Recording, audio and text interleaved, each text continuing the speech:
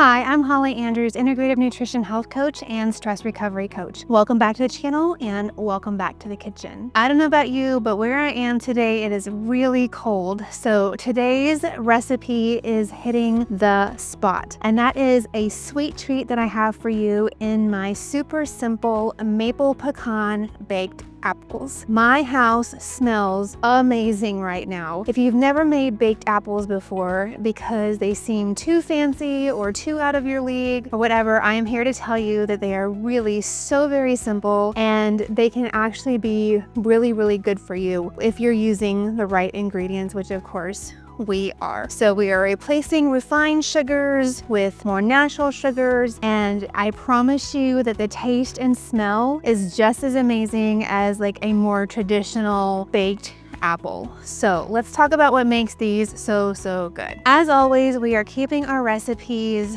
that will help stabilize our blood sugar and therefore stabilize our cortisol response. So just as a reminder, when our blood sugar goes crazy, like a big roller coaster where it has huge spikes and huge dips, that causes our body to go into fight or flight mode, even if we may not be feeling stressed or anxious, but that is our body's natural reaction to those blood sugar spikes. So the more stable we keep our blood sugar, the more stable we keep our cortisol and our stress response. So obviously we have apples in this recipe. I am using organic Honeycrisp apples for this recipe. You want a firmer apple, so think something like a Honeycrisp or maybe a Fuji apple. Obviously these apples are bringing tons of fiber to this recipe, which of course we need that fiber. It helps support our immune system and it's going to help stabilize our blood sugar. We're obviously getting a lot of natural sweetness from the apple as well, so we're not adding a ton of other sweeteners to this recipe because you really don't need to. So the apple is just a beautiful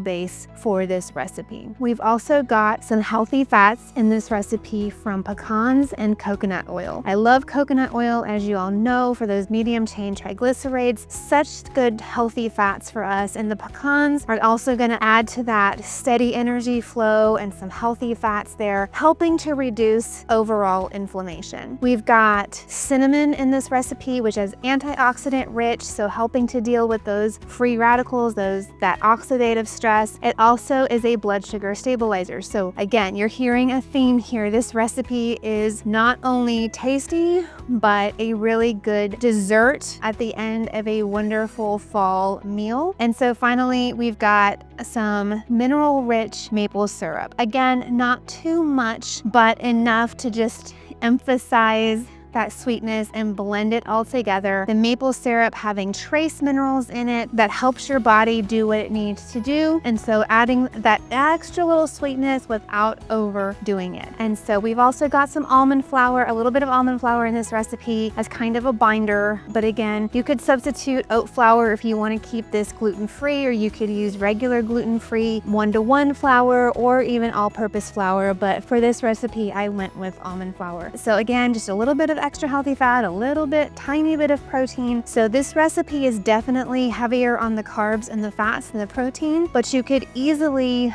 put a dollop of Greek yogurt on this for some extra creaminess, or serve it with Greek yogurt for like a really great breakfast. I may do that tomorrow. This may be my breakfast tomorrow with some Greek yogurt for the protein to make it a really balanced meal, but they are so simple to make. So let's talk about it. The first thing that you want to do is preheat your oven to 375 degrees Fahrenheit and then core your apples. Now, I am embarrassed to admit it, but I could have sworn we had an apple corer in this house. I could not find it, so I am adding an apple corer to my Amazon list because I hand cored these apples with a paring knife.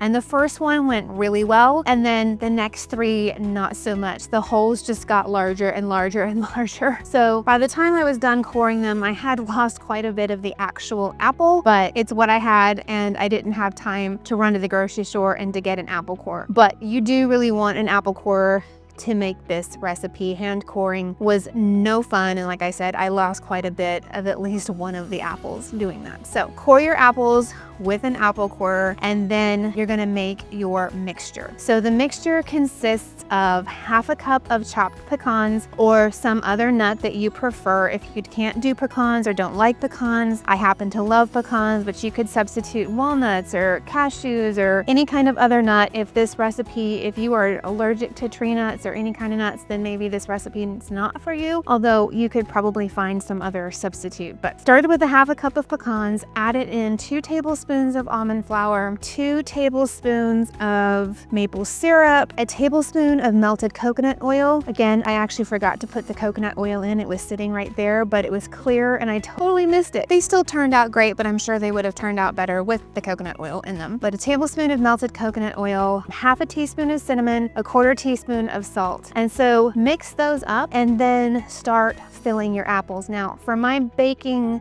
dish that I had the apples in, I did spray that with some coconut oil spray beforehand just to make sure nothing stuck. But I put all 4 of my cored apples into my baking dish, and then I started filling the holes with the filling. And so they turned out great. I was amazed I had enough even to fill the apple with the really large hole in the middle of it. So once the filling was in, that literally took, aside from the coring of the apples, 2 minutes to whip all that together, another 2 minutes to fill the apples. I mean, super simple, super quick to get done. Then they went into my 375-degree oven, covered with aluminum foil. I did cover them in aluminum foil to make sure that the apples didn't burn. So I let them bake for 20 minutes. After 20 minutes, I pulled the aluminum foil off, let them bake for another 10 just to kind of caramelize the topping, the filling, and let the apples get just a little bit brown. So they turned out beautifully, and it's hard to see the top of this, but they did turn out gorgeous and they smell so good, you guys. Like, I cannot wait to dive into these apples. So again,